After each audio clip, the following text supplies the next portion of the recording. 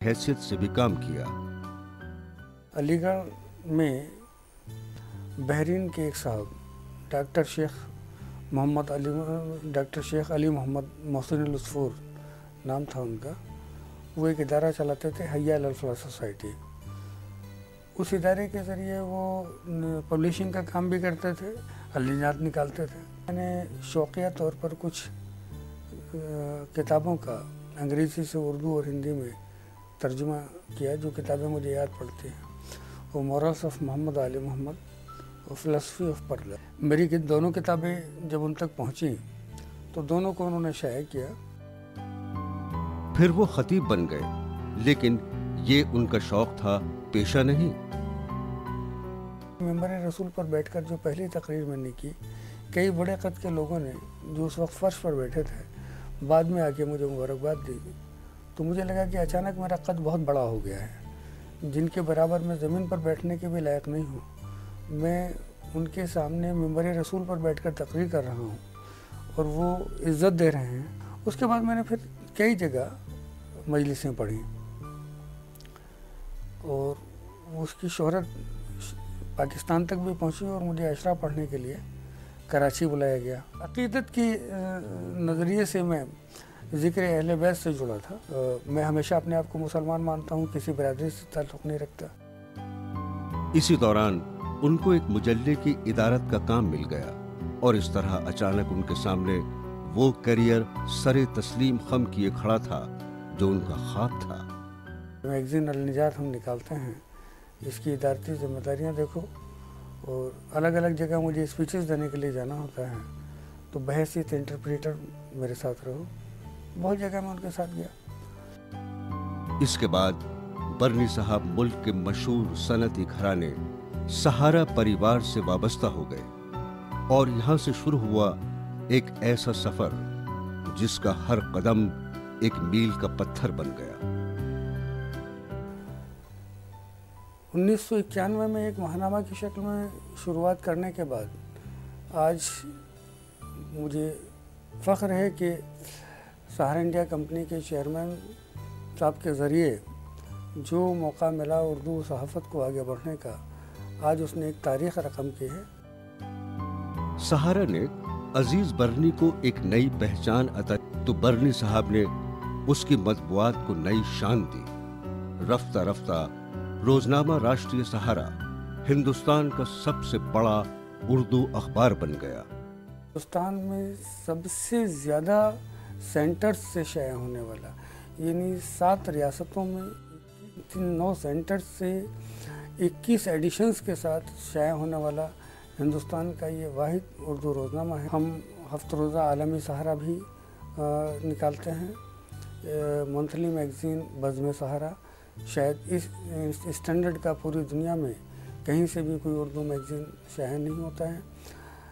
आलमी सहारा उर्दू चैनल की तकरीबन तमाम तैयारियां मुकम्मल हैं और बहुत जल्द हम टीवी चैनल के ज़रिए 24 घंटे के टीवी चैनल के ज़रिए भी मंजर आम पर आ रहे हैं।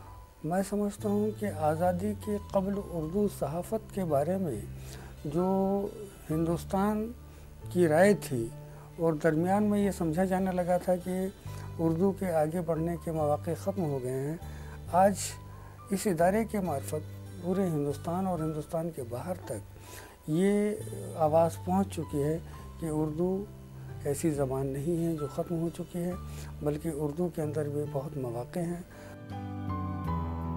उर्दू सहाफ़त की हमजहत तरक्की में सैटेलाइट के रोल पर बरनी साहब के तासुरात। आज जब सैटेलाइट के ज़रिए उर्दू ज़बान में ख़बरें देखने को मिलेंगी, सुनने को मिलेंगी, तब सिर्फ पढ़ने की बात नहीं रहेगी। पूरी दुनिया में तमाम टेलीविज़न चैनल्स के ज़रिए इन ख़बरों को और ख़ास तौर से अक़लियती तबके की उन ख़बरों को हिंदुस्तान के ताल्लुक़ से और बैनुल अक़वामी सतह से पर मुसलमानों के ताल्लुक़ से उन ख़बरों को जो एक दायरे में महदूद रह जाती थी, आज बहुत बड़े दायरे में ले जाने का मौका मिलेगा। हम खुद अपने टेलीविज़न चैनल के ज़रिए यही काम अंजाम देने की कोशिश करेंगे और दीगर जो चैनल आज भी हैं, चाहे वो हिंदी ज़बान के अपने आप को कहते हों, मगर उनका जो स्क्रिप्ट है वो भी बहुत हद तक उर्दू स्क्रिप्ट है, उर्दू वाले उसको बखूबी समझ सकते हैं। सहारा से वाबस्तगी के बाद उर्दू सहाफियों और उर्दू सहाफत की इमेज अचानक तब्दील हो गई। उर्दू के दूसरे अखबारों ने भी गेटअप और कवरेज पर ध्यान देना शुरू कर दिया। इस तरह फायदा हुआ तो उर्दू सहाफत को ही हुआ।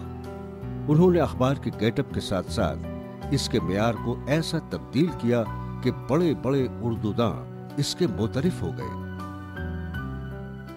अजीज बरनी का एडिटोरियल कभी कभी जो फ्रंट पहले सफे पर होता, फ्रंट पेज पर, लीडर ऐसा कमिटेड नेशनलिस्ट, सेकुलर, रवादारी और उर्दू जो गेटोस की जबान बनाए हुए थी या स्लम्स की जबान बनाए हुए थी, उसको वहां से उठा के और नेशनल मेन स्ट्रीम में लाना और पूरे कौमी धारे से उर्दू सहाफत को जिस तरह से जोड़ दिया, मैं कहता हूं कि ये अखबार एक बहुत बड़े उर्दू के तबके को एजुकेट भी करता है। हर चीज का आला, सुथरा और मॉडरेट ज़ौक पैदा करने का बहुत बड़ा फरीजा राष्ट्रीय सहारा और अजीज बरनी अंजाम दे। उर्दू में चेन ऑफ पेपर्स की हिस्ट्री भी मौजूद तो है। दो एक अखबारात ने ये कोशिश की कि वो अपने एडिशंस दूसरी जगह से भी निकाल सके, मगर कोई कोशिश बहुत कामयाब नहीं हो पाई।